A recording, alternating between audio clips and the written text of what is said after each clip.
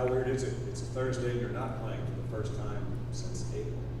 Yeah, it was kind of nice to get into that little rhythm or routine that we were in, but also when you get to this point in the year where it's a little hotter, the games can be a little more stressful, and your pitchers have been used throughout the year. I think everyone will take an added day. So really, if you look at it, we left Starkville. That was a taxing day. I just got done talking about it with the TV folks. You have a day where we score over 20 runs, then maybe our best win of the season in Game 2, and then Game 3 in Starkville was just hot, and it was just long. We both used a lot of pitchers, being the last day of the regular season, and then we had 4 days because of the rain to kind of get our feet back from underneath us, get prepared, do all the things we needed to do to feel good about ourselves. So while Sunday was a little unique because of what all was involved, kind of the same pattern. Now we pick up from there. You know, you get 4 days to do the things you need to do to get your arms right, your body's right, your mind's right, and then go out and play on Friday. Those last couple of weeks that you're talking about, yet I don't know if you want to call them side plans, but you're building up for this weekend. Do you feel like all those plans paid off and you're in the spot you wanted to be in entering regionals? I think so. I don't know that anyone can get it to go exactly the way they want, but as we stand here now, we're in a similar rhythm to what we were last weekend when we had a success, a bunch of really good teams, but also you could argue 3 of the hottest teams in the country swinging the bat we ran into with LSU, Kentucky, and also Florida at the time, and our pitchers did really well, and yet we didn't extend anyone beyond what they've already done at some point or what would be called reasonable.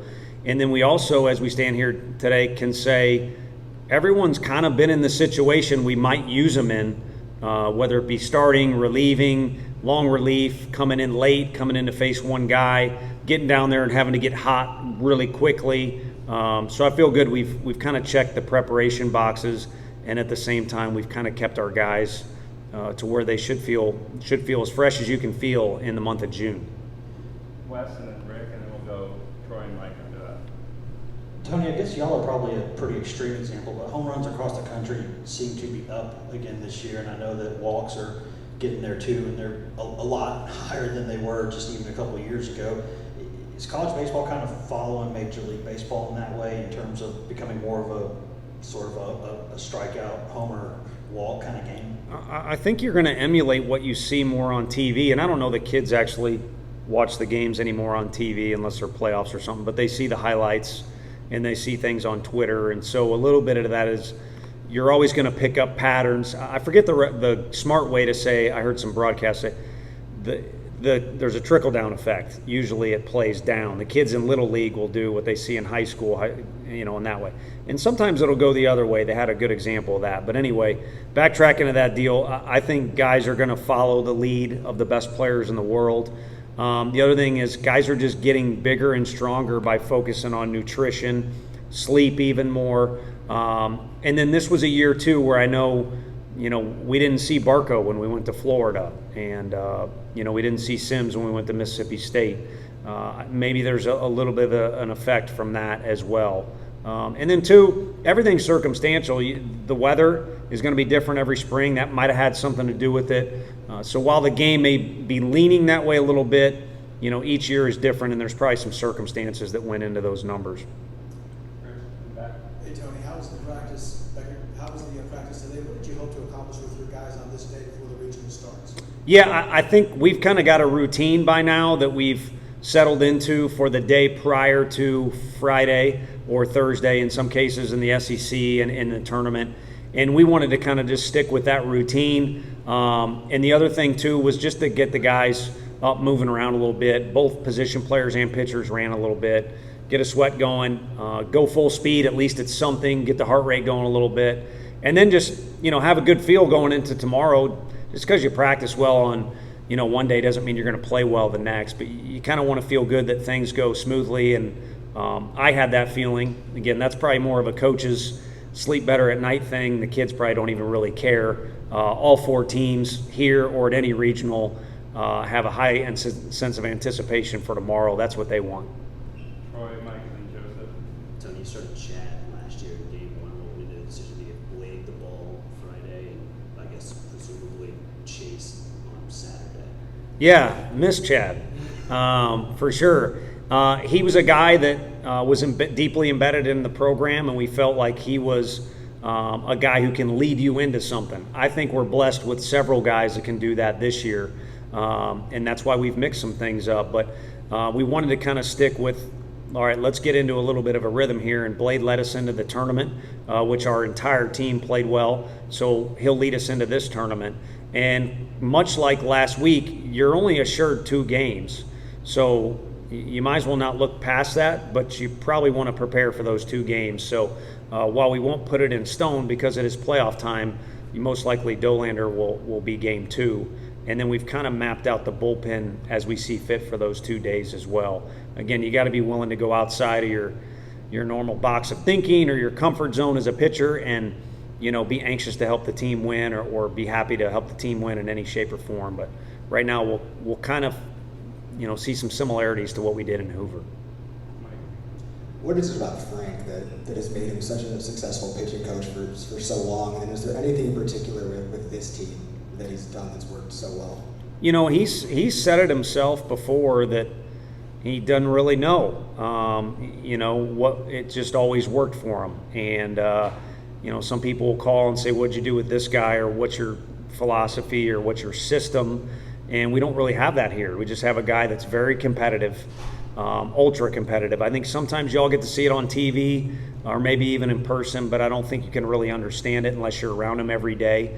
And he uses that competitiveness to his advantage when it's working with kids. I mean, he wants to see the very best out of each kid that he's working with.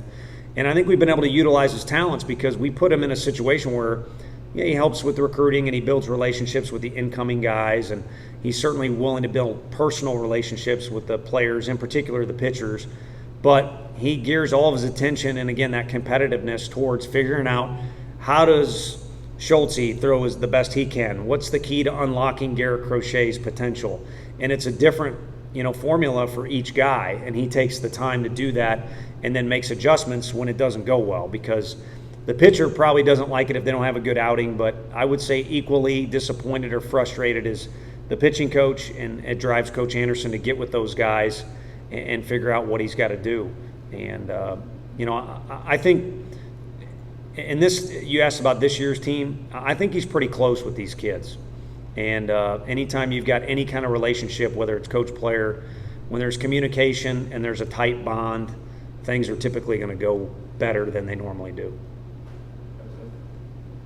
How good is it to have guys on this team that were here last year, went through regionals, super regionals, Omaha, and be able to talk to the younger guys on the team? How good is it for the players and for the coaching staff?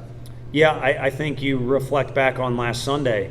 There's a lot of adrenaline, there's a lot of emotion that goes into playing in that SEC final. Fortunately, can stand here, saying done that a couple times, and so can a couple of our players. So while they can't put Blake Burke up to bat in that situation, they can kind of give him a vision for what it's like. And I think if you have a vision of anything, you can see it, and that could be anything at all. Like you're starting a business and you know what your customer base, you know what it all is going to look like. It can help you make that happen. And I think our guys can help illustrate to the ones that have not been here, this is kind of what it looks like. And visualization is a big, big thing for any athlete. And it aids in that as well as other things. So it's huge. And I don't think we win last Sunday or hold that lead or whatever you want to call it, or maybe even be in that game without what went on the year prior. Madison, Reese, and then Jake. Coach, 3 of the 4 teams in the Knoxville Regionals are ranked in the top 10 home run hitting teams. What excitement do you anticipate Lindsey Nelson bringing this weekend, and also how do pitchers prepare to go against these home run hitters? Yeah, pitchers for every team, I got to believe, will work to do what they do best, and maybe you make adjustments along the way if it's called for with the opponent you're facing.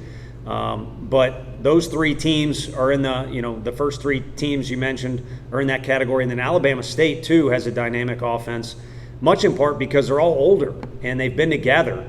And they kind of play with, a little bit of the flair or swagger, if you want to call it, that a successful team is going to have.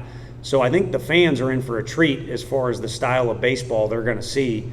And everyone likes to see home runs. There's no guarantee. I mean, some days the wind's howling out 30 miles an hour and you think you're going to see 8 of them, 4 from each team, and you don't see any, or you only see 1. So the statistics would say, all 4 teams are very dangerous as it relates to extra base hits. And I would key in on more that all 4 play a very exciting brand of offensive baseball. And so if you're a fan watching on TV, you're fortunate enough to have one of these expensive tickets that's floating around, then you're going to see the type of action that'll keep you in the game or even keep you on the edge of your seat. Hey, Tony, going a little more in depth on that, I don't know how much you've scouted at Alabama State, but Porter King is tearing the cover off the ball, 367 with 14 home runs. What do you know about him that makes him so good? Yeah, we kind of had an argument in the office, like, who do you think the most dangerous guy is? Because we've looked at it a little bit, and on a lot of the reports, majority of the reports, they label him as the guy that, that either you don't want to beat you or is their best guy, however you want to phrase it. And, what you see out of him is presence. Like a lot of the guys, like I said, as you get older and you're comfortable in your skin, you're comfortable with your teammates you've been playing with for a bunch of years, it helps. And I think he has that, but within that little friendly argument we were having in the office, we brought up about 3 or 4 names, and you'll see there's guys that move around very athletically in their lineup, but also just have good swings that are easy to see. And then statistically, if you watch on video a guy swing and then you check his numbers, again, they've got about 4 or 5 guys that have really good numbers. He just happens to be the leadoff guy, and it certainly is a dynamic one. With Chase Weston, change with that. Tony Meckenhoover, you said that you told Chase about 15 minutes before first pitch that he was going to be coming in relief. How nice is it to have not only him but the rest of your pitching staff just be that flexible and able to work in any situation? I think it's the key to this team in general. I would put it more on a bigger scale because a lot of people have said, what do you like most about your team, or what do you think is an X factor for this team? And it stems from in the fall, we've got a bunch of guys coming in. I'm going to change this program. I got recruited to turn things around and things. And then you got a bunch of guys that are, we had a good year last year, and people are talking about, and they didn't mesh together like perfectly. Everyone wasn't hugging in the locker room after or before practice. I can tell you that. I won't go into any more details, but it took some time. And there's a lot of depth, too. There's guys who sat in my office saying, I'm this guy, all right, this is my position, or I'm going to do this. And they've been flexible, like you said, not just with their pitching roles, but when they come in a game, when they don't, how practice goes, who gets left out of this, who gets to do that, who gets credit. And at the end of the day, you can't have a tremendous amount of success in a team sport unless guys are doing that in general. But I think these guys kind of do it to an extreme. So I think the pitching is a good example, but really on the whole, it's representative of the team that, hey, you don't got to like it. I mean, if we don't play you and you're a hitter, if you're not in the lineup, don't sit on the bench and be happy you're not getting to get in the box. But certainly pay attention to what's going on in the game so you're prepared to be that guy and support your team, because the more we win, the more at-bats that are available, and the same thing goes for the pitchers. Everybody's looking to advance. Well, the more games you play in this postseason, the more innings are available. Tony, I know this is baseball is obviously a team sport, but this regional, just for this particular draft, might have 7 or 8 guys who could potentially be first-round picks in the draft here in a couple months. Could you just sort of speak to the overall talent level that's at this regional? It seems like there's quite a lot of individual skill here. Yeah, I didn't realize that out of the chute. I mean, Monday for us, as you mentioned, was kind of our first lazy day in a while, and I took advantage of that. I watched Norm Macdonald's special on Netflix instead of the show. That guy's I know most people think he's crazy and aren't fans, but I was dying laughing, so it was good comedic relief. As the week went on and learned more and more about the groups, I mean, you got good teams. It doesn't matter who you're going to play this time of year. You see what you're talking about. There are guys who are going to play this game for a long, long time. And, again, I'll go back to why burn a bunch of energy worrying about who you're going to host, or if you're traveling, who you're going to play, because, again, they're all going to be good teams. But I think this is a little bit different with this group you have here. You pointed out an outlier. There's not many regionals that can brag that they have that many potential first-rounders, what you're talking about, like this current year. And then there's always going to be embedded guys like a Cruz or guys like that down the road will be first-rounders as well. There's plenty of those in this deal too. But overall, it's an outlier, and it's something for people to get excited about that are going to follow this regional. Or if they're not, it should grab their attention for certain. Question, man. Tony, 2 things. Breon Fuller, what have you seen from him? And expect Jared Dickey to be more than a pinch hitter this weekend? And if so, how fun of a decision will that be for you with the way Blake Bergman swinging the bat? Yeah, Breon's not scared, and Jordan Beck knows him well. Kind of your shortstop, converted pitcher type guy, so he's a good athlete. He's shown that he can throw a lot of strikes. And then I don't want to give false information, but I know he came in for a fact in the final after starting, throwing 100 pitches, and you don't do that unless you want the ball. And of course, his teammates wanted him to have the ball, but he threw an excess amount of pitches on Sunday to help them win that thing. And then I think he was the guy who came in against Auburn when they had a lead to shut that thing down. So he's kind of their guy that they like to hand the ball to, and he's certainly not afraid. And that's probably the reason why. And I think you're going to get some strikes in particular with his fastball. So that's kind of to the extent we know about him. And then, we've talked about it. This team has made a lot of decisions difficult. And it's kind of funny when the older guys that maybe want to coach, when they're done playing, they're trying to kind of learn like I did and think through situations, and they don't envy you at all. And, Coach Anderson made me feel bad about myself in the office today because he said Camden Sewell could have threw a complete game on Sunday, which we wanted Camden Sewell to be available tomorrow, and everything seemed to work out all right against Florida. So that's an argument we can just put in the closet. But it's a challenge when you have good options. So it's nice to look smart when you use a guy in this situation and someone can say, well, that move worked out. Well, what you had is a good player that's sitting there anxious to contribute, and you give him a chance, the percentages are in your favor. And in Dickey's case, he's been running around in the outfield. He looks a lot better. I'm confident he can run the bases as needed. I think we'd be pushing the envelope a little too much if he was out in the field defensively. But I don't think it's much to say, or going too far to say he could have a game where he has multiple at-bats. But Burke will get plenty, and there'll be other guys out there too. And again, fortunately for me, you don't see attitudes change. You just got a bunch of guys that want to win for each other. Thank you, Coach. Thank you, guys.